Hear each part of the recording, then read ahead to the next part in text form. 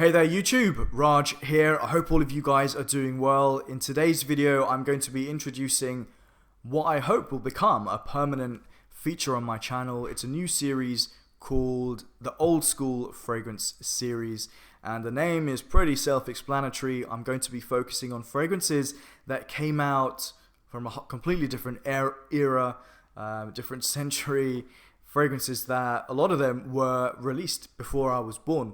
And I feel like this is something that I've been meaning to do for a while, because recently, I feel like I've been, when I say recently, I mean over the past few years, I've been focusing on mainly newer releases. Obviously with the explosion of the niche market, I've been looking at loads of different niche fragrances, but I wanted to go back to these classics and yeah, just really sort of properly focus on them. I've always been interested in old school fragrances. I've had many in my collection over the years, and I have some in my collection at the moment. But yeah, I thought this would be a cool idea, and hopefully a lot of you out there will also find this interesting. If you're interested in old school fragrances, I'd like to hear from you. What are some of your favorites? Maybe you might have some recommendations for me, and maybe I will get a sample or a decant of those and review them in the near future. So let's kick things off with the brand Yves Saint Laurent, or YSL, and the first one to talk about is Opium.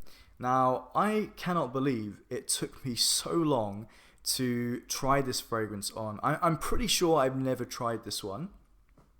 If I have, I don't remember, which I can't believe, because I, after work, went to try on a few fragrances, and I ended up giving a proper wearing of Opium, the EDT version. There used to be an EDP version, it's now been discontinued. And my trainee journey back home was really made a lot better, because this scent, I really like it. It has a wonderful oriental, spicy, vanillic side to it, or style. It projected a lot. I've heard that the vintage versions, or when it first came out, was a lot more stronger. But this current version is pretty strong, I would say. So yeah, all of these are more modern versions. You know, reformulations happen over time. So if you're an expert in, or you have some knowledge of vintage fragrances, let me know your thoughts on what this fragrance used to smell like. I'll be interested to hear your views. I've also got a sample here of Homme.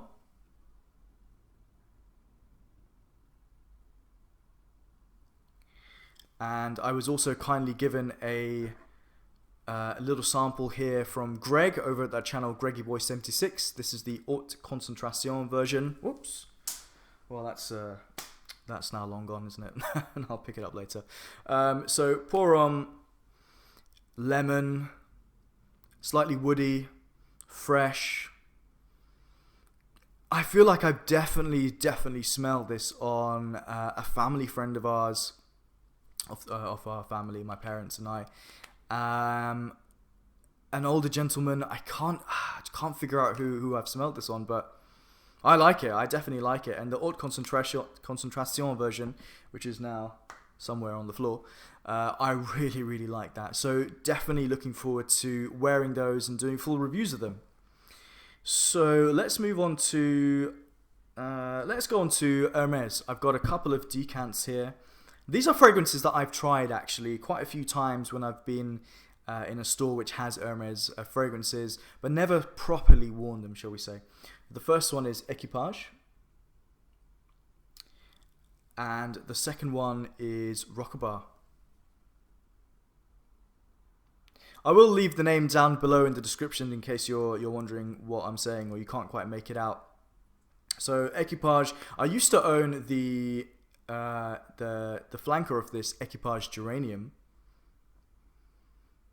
but this one, soapy,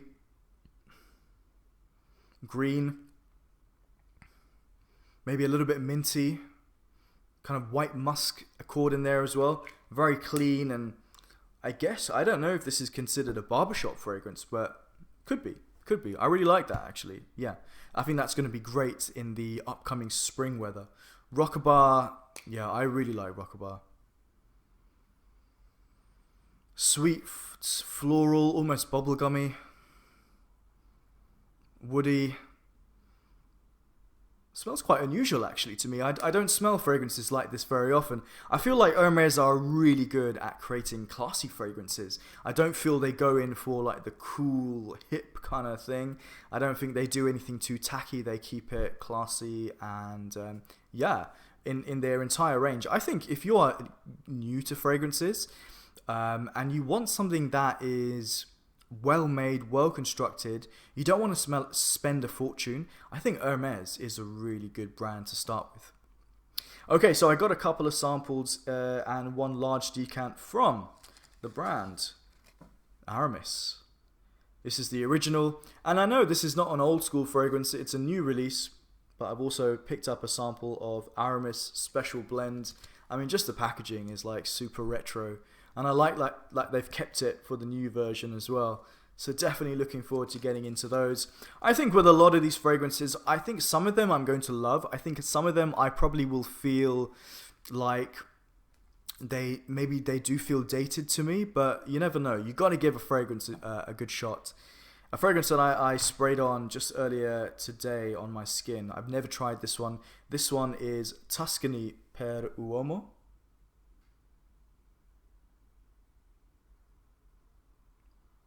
And I did a little spray earlier this morning. This is lovely. I think I have tried this fragrance, and I have tried a few others from Aramis.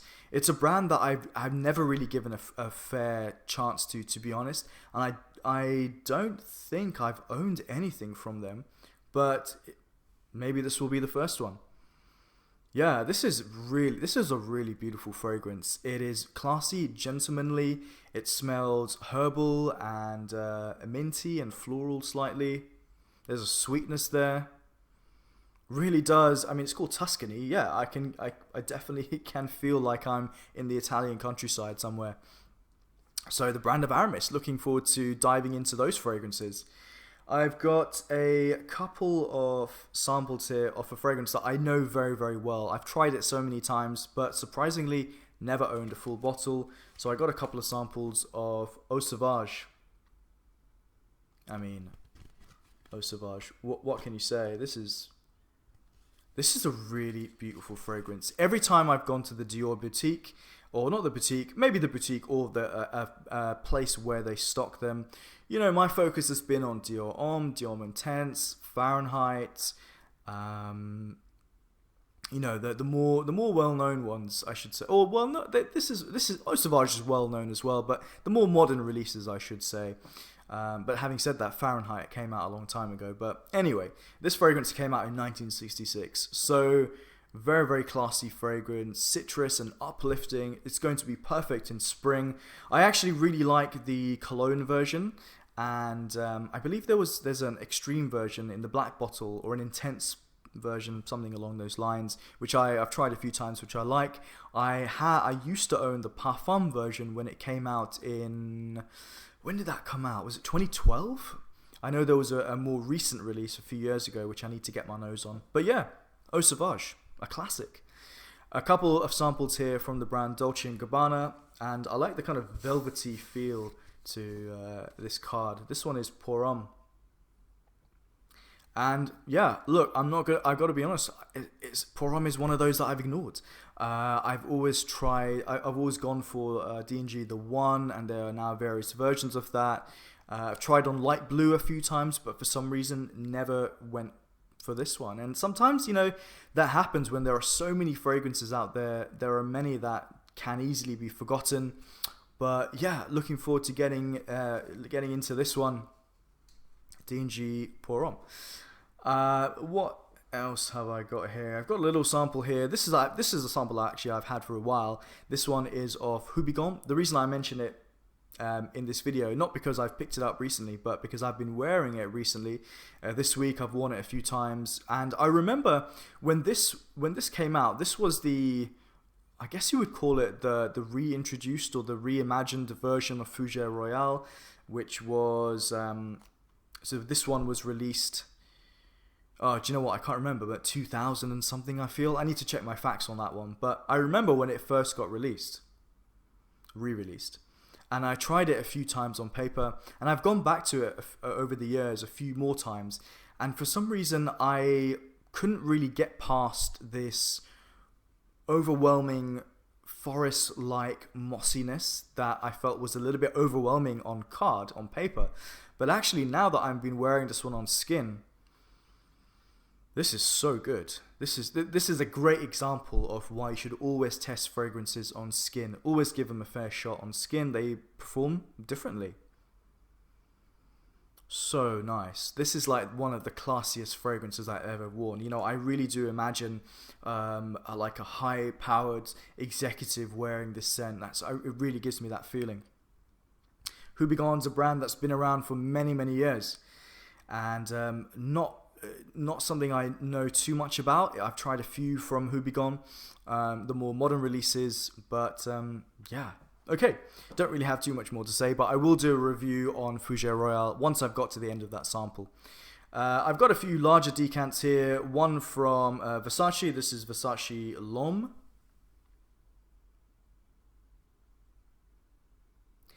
I don't know anything about this fragrance. I don't even know if this one is still around. I need to check if it's been discontinued or not. I don't think I've even seen it on the shelves, or maybe you know, with so many flankers of La Nuit de l'Homme, it's hard to pick out. I've got a sample here of Boucheron pour Homme. This is the EDT version. I'm also waiting for a sample of J pour Homme. J pour Homme, the EDP. I actually sprayed this one on earlier. I quite like it. Yeah, it didn't sort of like wow me, but it smells clean and fresh. And well put together. It smells like a very well-tailored man. Classic. Yeah, like a classic, classy gentleman scent. Nothing particularly exciting, but to be fair, I need to do a proper wearing of this one. And also, I've got a fragrance from Cartier. This one is Pasha.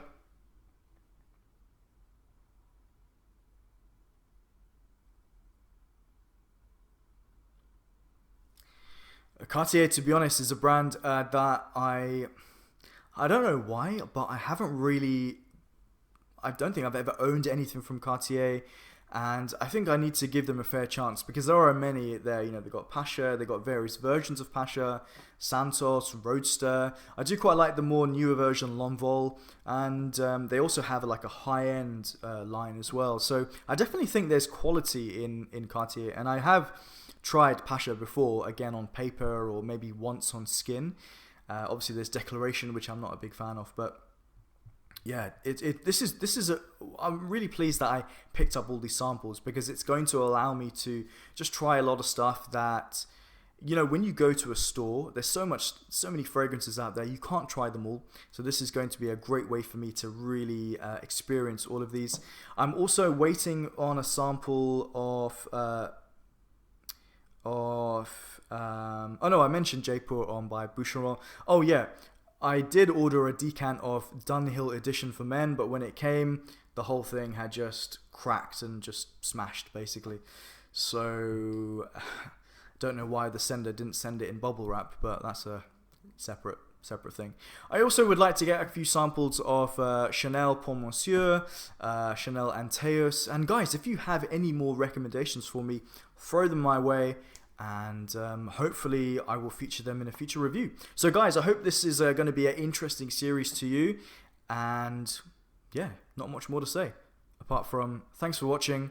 Hit the like button if you like what you see, and if you haven't subscribed already, your subscription would be appreciated. Check me out on Instagram as well. I'll see you on the next one. Take care, everyone. Bye.